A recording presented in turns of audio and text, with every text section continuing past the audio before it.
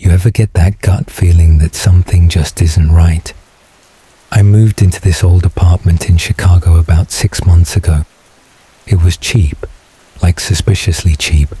But hey, I'm broke, and the landlord didn't ask too many questions.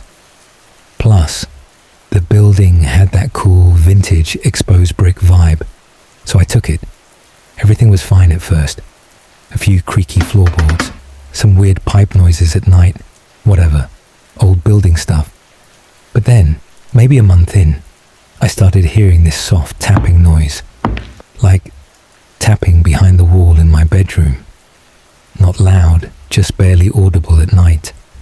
I figured it was the radiator or a squirrel in the walls or something, until it started happening every single night, always around 3 a.m.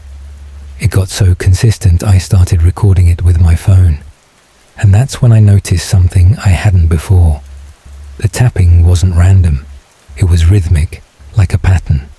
Tap, tap, tap, pause, tap, tap.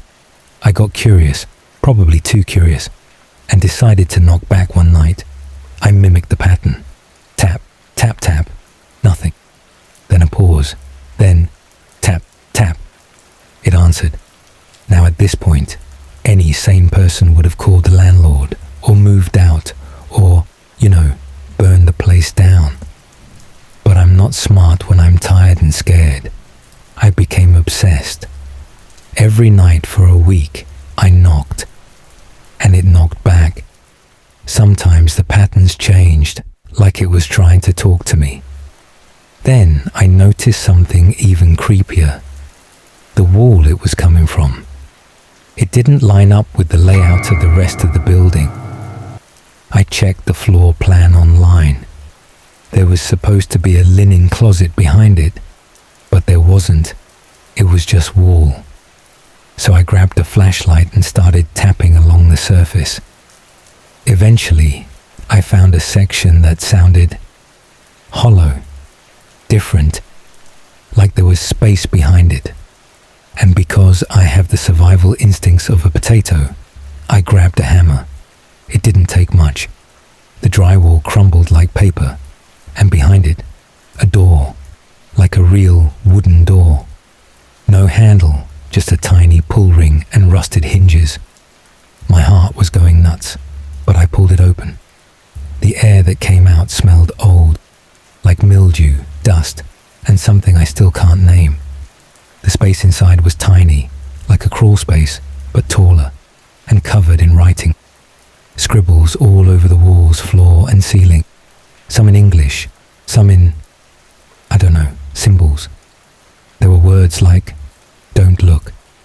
He lives behind the eyes, only comes when invited." In the center of the space was a little pile of stuff.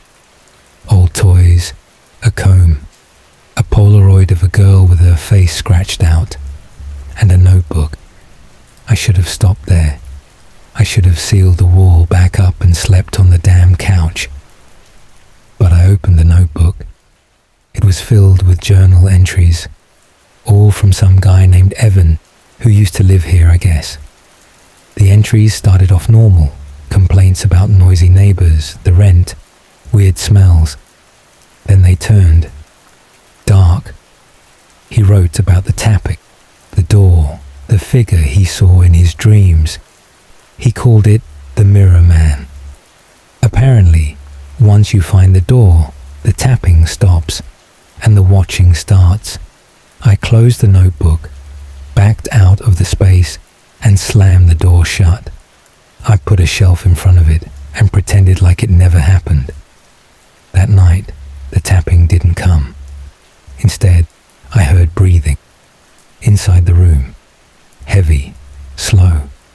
Like something big was standing right next to my bed. But there was nothing there. Just me in the dark. For the next few nights, weird stuff kept happening. Lights flickering, my phone screen glitching, shadows where there shouldn't be any. But I refused to open that wall again. Then, a few days ago, I woke up and the shelf had been moved. Not knocked over, not pushed, moved, like someone had gently slid it aside. The wall was open again. The door cracked just enough to see blackness inside, and the notebook was on my bed. The last page just said, "Now it's your turn."